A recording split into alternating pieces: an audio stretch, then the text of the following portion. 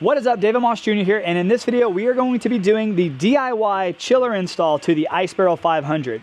In this video I'm going to be using the Active Aqua 1/4 horsepower chiller, which I do believe is going to be more than enough to power up and cool down the water with all the insulation in the new Ice Barrel 500. I've made a few upgrades since my last DIYs, and I've experimented with some different pumps and some different connections, and I'm going to go over all that with you in great detail. The kit has been completely remastered and updated. It is down in the video description below if you want to do this exact same DIY, which I believe is going to be bulletproof. So let's go ahead and get right into it. If the lighting's a little bit weird, that's because there is currently an eclipse happening. So to me, everything looks like I'm wearing polarized glasses. Hopefully it looks right to you. Let's go ahead and talk about exactly what you're gonna need to follow along this DIY. Well, other than the Ice Barrel 500 and the chiller of your choice, I'm gonna be using the 1/4 horsepower Active Aqua chiller. I do also have the 1/2 horsepower in the kit below for you to decide which one works best for you. I believe that the 1/4 horsepower is gonna be plenty for the Ice Barrel 500 with all the insulation that we have. Now let's talk about the pumps. In the past, I've always been a huge fan of the Hydro Farm Active Aqua pump, always using a 1,000 gallon per hour pump. I've been experimenting with the Danner 950. That's what this is right here. It's a much more solid pump. It's a little bit quieter. And to me, from what I've experienced with it so far, it just seems to be a little bit more quality build. A lot of people have had issues with the Hydro Farm pump cracking when they're attaching some of the connections because the plastic is just a little bit cheaper. It's a little bit thinner. So using the Danner might be a better option for you if you've had that happen to you in the past. So we're gonna choose the Danner 950 pump. We're gonna be using 3/4 inch for everything on this because 3/4 inch is exactly what the Ice Barrel 500 and the Ice Barrel 300 are gonna come with. So this kit you can actually also use with the Ice Barrel 300 if you had that question and you wanna upgrade to a different system. Now, I've been a fan of the strainer for a long time. This is just a stainless steel mesh strainer, and why I like this is because all it does is it prevents debris from making its way through your pump and back into your chiller and your barrel. There's a lot of other filtration systems that people use. I don't personally see the need for it, and at the end of this video we'll talk about how to keep your barrel clean and sanitary, but I personally like to use the stainless steel mesh inline strainer.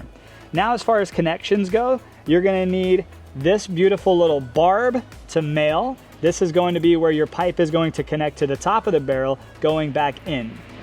You're gonna need a barb to female, and this is gonna actually go on top of your Danner pump, and we'll go over all this in greater detail as we do it. You're gonna need 3 of these 3/4 inch male to male connections. And you see they're all different colors because I've had a couple different kits that I've experimented with. This is just what I've landed on for now.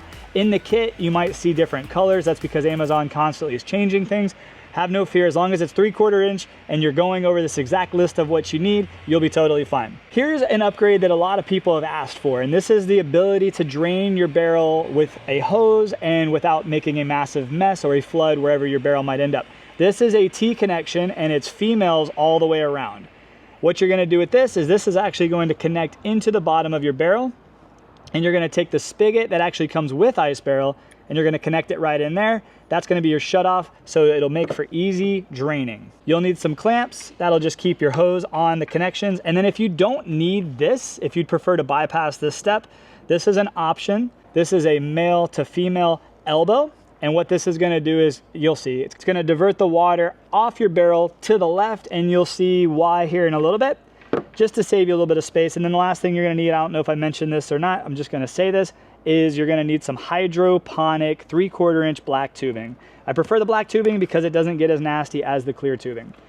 All right, so that's a list of what we need. Now let's build this DIY. All right, the first thing we're gonna do is we're gonna make a little bit of room, and we're actually gonna make the entire setup right here before we actually attach it to the barrel. So there's a couple things to keep in mind. When you are using the strainer that I use, there's an arrow at the top, and that arrow at the top is gonna indicate which way the water needs to flow. This is super important. You'd be surprised how many people message me and say, my filter's not working, things are wrong. And my first suggestion is to go check the arrow on the strainer and make sure that the arrow is pointing towards the pump, and they're like, oh, it's not. They changed that and everything works great. So the arrow needs to be facing towards the pump. That is gonna indicate the water flow. I also wanna go ahead and decide I'm not gonna be using this elbow because I am going to be using the spigot. I think that's gonna be really, really cool. Now let's go ahead and take our female 3-way splitter, this beautiful little T, and we're going to build this thing exactly how it's going to look on the side of our barrel. So what I'm gonna do is I'm gonna take the spigot first, and I'm gonna attach it to from my view, the right side of this connection.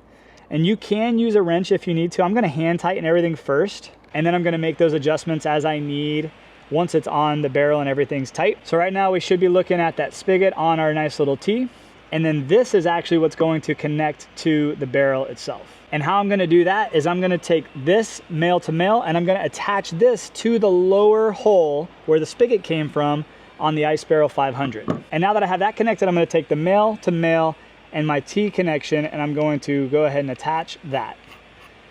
You should, like I said, be able to hand tighten everything for now, and it doesn't have to be perfect. We're gonna make those adjustments once we get it all on the barrel. The next thing I'm gonna do is I'm gonna attach this to my strainer, making sure that the arrow is pointing away from this whole connection.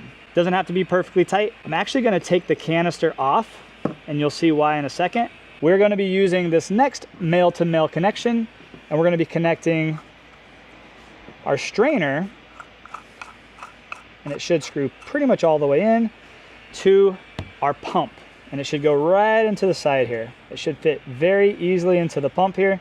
See why I took the top of that off?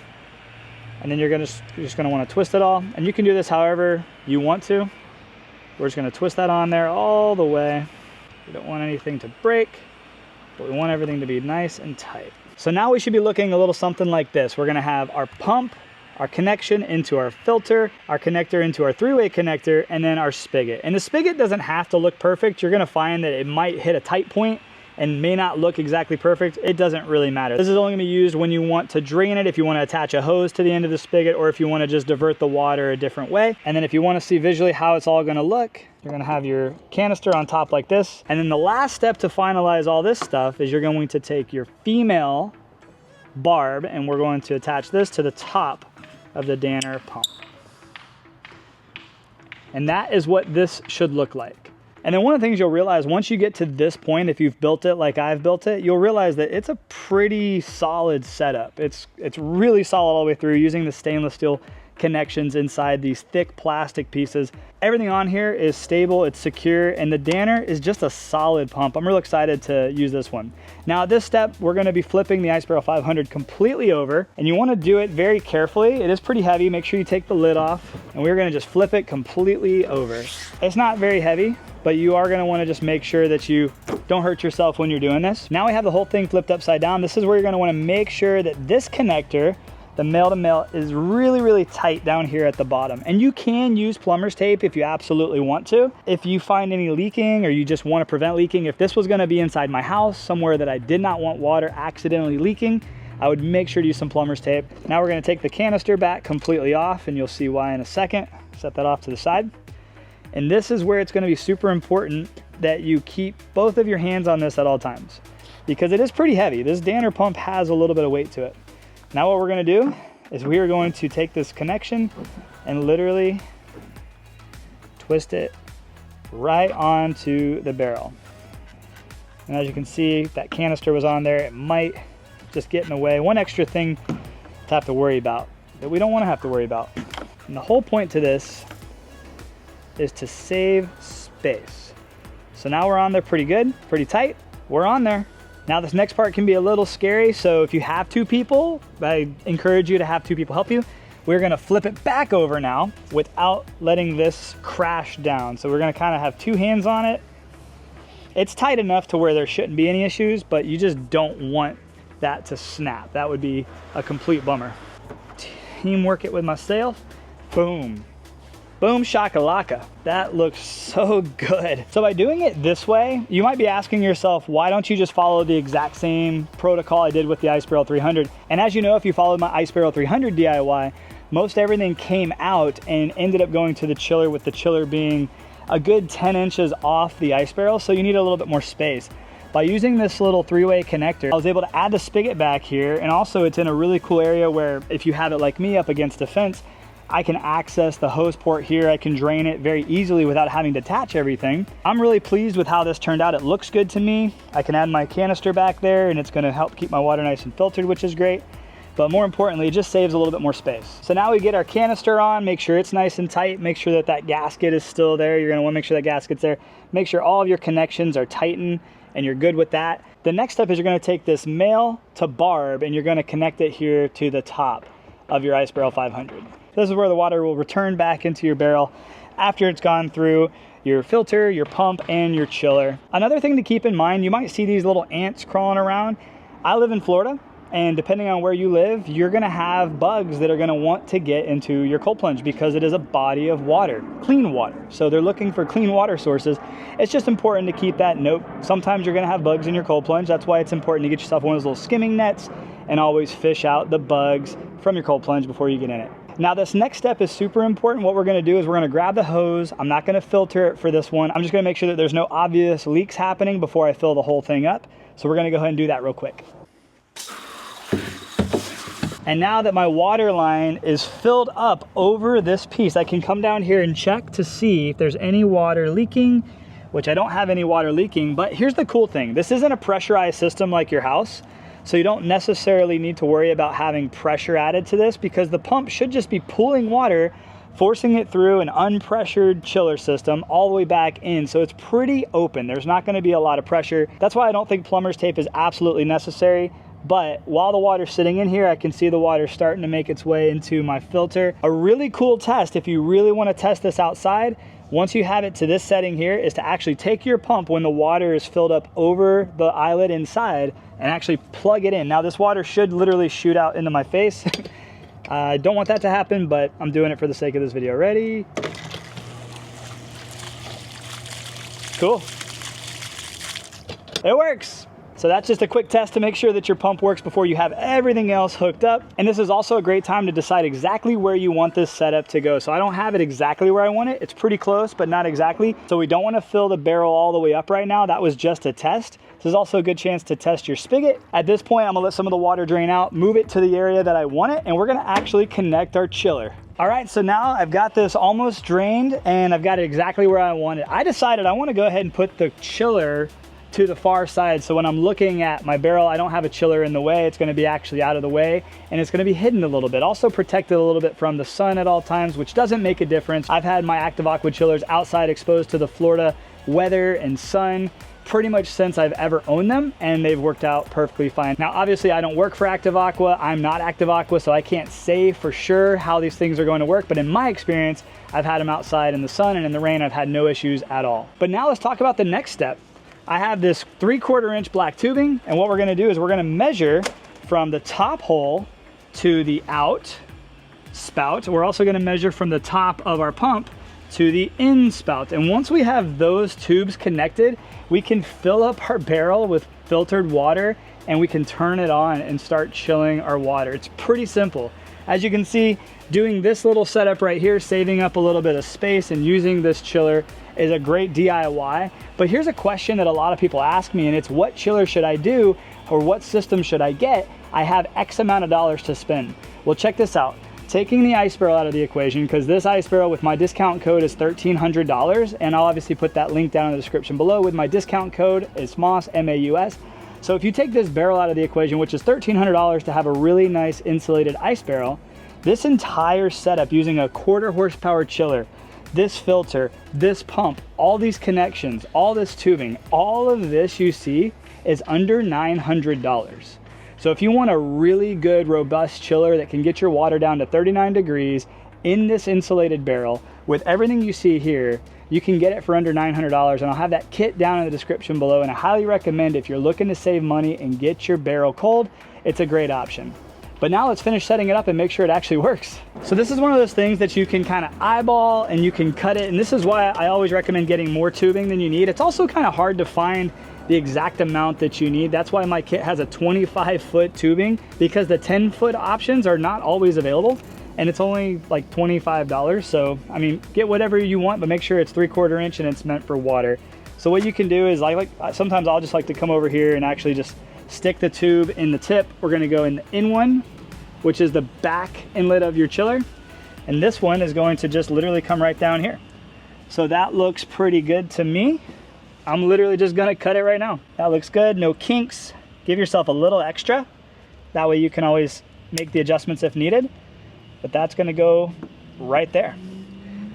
Then you're gonna take a clamp, 2 clamps actually, and you're gonna wrap the clamp around here and tighten that. Same thing back here, wrap the clamp around there and tighten that, and that should be totally fine. The next thing we're gonna do is we're gonna stick it in the outspout. And same thing, we're just gonna kind of eyeball how much tube we need to get it to wrap around with no kinks and go into this top, which that looks pretty good. Give myself a little extra. It usually cuts really easily. And same thing, we're just gonna test it. Make sure it goes right in there. Boom. And there we have it. That's what it should look like. Nothing too crazy. Chiller's out of the way. Should get me some nice cold water. Let's go ahead and put the clamps on and make sure that everything connects really, really well. And we'll fill it up with water and we'll turn it on. So now we're completely hooked up, and to me, this is the best looking DIY that I've done. The chiller is off to the side. It's not the first thing you see. This whole setup isn't gonna get hurt. It's really, really stable. It's really, really strong and secure. For this next step for filling it up, I always recommend using a hose filter. What this is gonna do is it's gonna remove a lot of those sediments and things that are naturally in your hose water. And what that's gonna do is help keep your water cleaner longer so you can use less chemicals or no chemicals, and it'll keep your water clean and your filter's not gonna have to work so hard. Now, the only additional thing you might consider if you keep this somewhere indoors or on a floor that you don't wanna get wet, and I do have it, I'm gonna put it in the kit, is one extra silver shutoff. And what that's gonna do is literally shut off the water coming from your ice barrel when you wanna clean and spray out your filter. That's one additional thing you might wanna use, but I always recommend using a hose filter no matter what. The next thing I wanna talk about is how much space this DIY is actually gonna take up. So I'm just gonna go ahead and measure it if you're using the Ice Barrel 500, so you can see what footprint you're gonna need. I'm literally gonna measure it from like as a square. This entire setup is gonna be inside 62 inches, which is literally 5 foot 2 inches. We're looking at just 45 inches inside 4 feet. So if you have 5 foot by 4 foot, you can set up an insulated Ice Barrel 500 with a chiller in the blazing sun of Florida or anywhere you are and have ice cold water anytime you want. But now let's fill it up. A little tip anytime you use one of these for the first time is don't put it in your barrel and turn it on when it's brand new, because a lot of that black carbon filtration will shoot out, and that's the last thing you wanna have to deal with is having that in your plunge. So let it spray for about 10 seconds and then dump it into your plunge. While this is filling up, I do wanna talk about 2 things that I use in my water all the time. People ask me, so I figured I'd go ahead and let you know.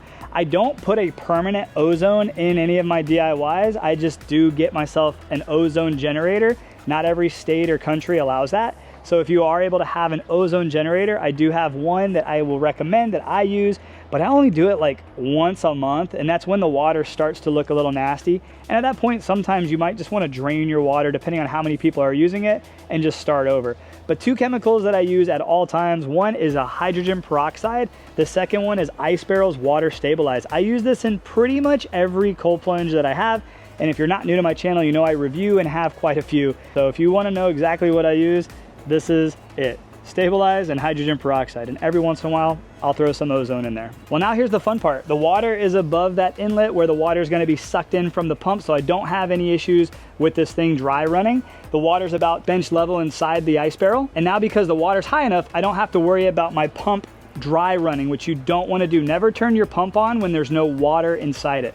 Right now I got water inside it, so I'm going to actually plug it in. Here's the important steps. Use a GFCI if you can. And now the moment of truth. We're gonna plug in the pump. This is the moment.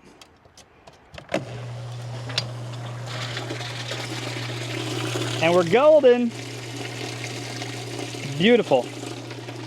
It works. So now I've got it on, which means it's chilling my water as it's filling itself up. So that's gonna save me a little bit of time.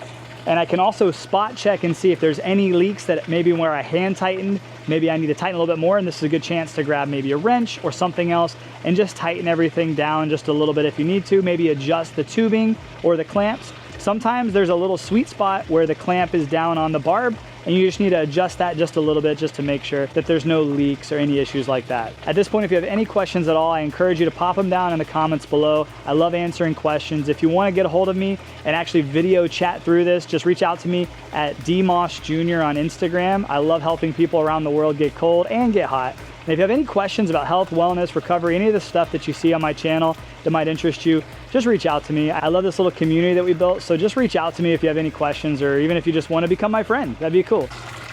So we're close to being filled all the way to the top, so it'll take a couple hours for this water to get chilled down to the 45 degrees I have it set at, which it's super easy. Using the active Aqua chiller, setting it to the temperature is as easy as pressing the set button, changing the temperature with the arrow, pressing the set button again. It's like the easiest chiller to operate, and I've had no issues with them. Once again, if you go down to the kits that I have below, the Ice Barrel 500 kit is gonna have 2 different chiller options. I'm currently using the 1/4 horsepower to test out. I do believe it's gonna be plenty with all the insulation the Ice Barrel 500 has, but there is gonna be a 1/2 horsepower chiller option. All the same components will work with it. All the 3/4 inch components will work with it, even the same pump. So just pick whichever chiller it is that you think you want. The only reason I would probably go with the 1/2 horsepower over the 1/4 horsepower is if the 1/4 horsepower was out of stock. Both are gonna work really, really great no matter where you're at. So just pick whichever one works best for you. I'm a big fan of the Danner pump so far. It was really easy to set up, plus it was really strong. It didn't feel like it was gonna crack, and it didn't crack even though I tightened it down a lot. If performing a DIY like this isn't something you feel like you have the skill set to do, I do have a lot of other cold plunges that I've reviewed that you might wanna check out. So visit my channel and check out my cold playlist or my reviews playlist, and that'll go through a lot of the different cold plunges on the market so you can see them in detail before making that decision.